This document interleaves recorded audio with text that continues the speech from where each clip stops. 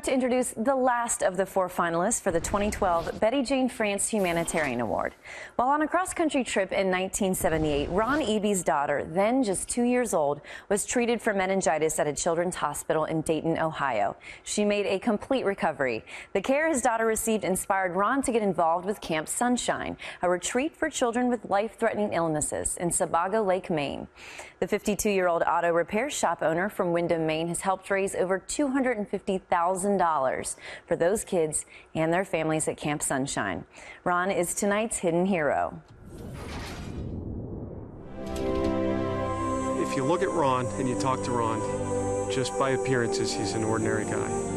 What he teaches us is that ordinary people are capable of extraordinary things. When you get to know him, you realize how extraordinary he really is. We're in Casco, Maine at Camp Sunshine, magical retreat tucked away on the side of Sebago Lake, place that brings so much hope and happiness. Camp Sunshine's a retreat for children with life-threatening illnesses and their entire families.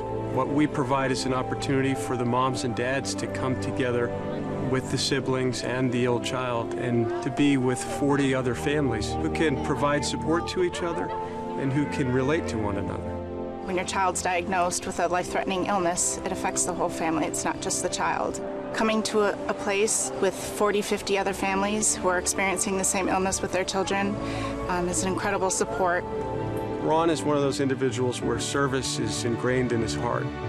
And the cantina is just one more venue where he can serve people and connect that to doing good for Camp Sunshine. The cantina was going to be able to be my way to get people to stop and listen to me about Camp Sunshine for just a minute. And I knew if I could get a minute of their time and share my story, that I could capture people's hearts and create smiles. Ron, through the cantina, has raised tens of thousands of dollars for Camp Sunshine. Outside of the cantina, he's raised well over $250,000 for Camp Sunshine. I look at the analogy of Camp Sunshine as to take a shiny golden coin and toss it into a pond and let it hit the pond. And when it hits the pond, those ripples just continue to go and go and go and go. Ron and I were just talking about Camp Sunshine and watching his face glow and his eyes twinkle. You can just tell his love is so deep for Camp Sunshine. And the support that he gives so many families, it's so hard to explain unless you experience it, but we would be lost without Camp Sunshine. When I listen to someone like Kristen and says, "Thank you, Ron, for all you do," it brings huge tears to my eyes, but it brings a smile in my heart. And I truly believe that Camp Sunshine has given more to me than I have given to Camp Sunshine.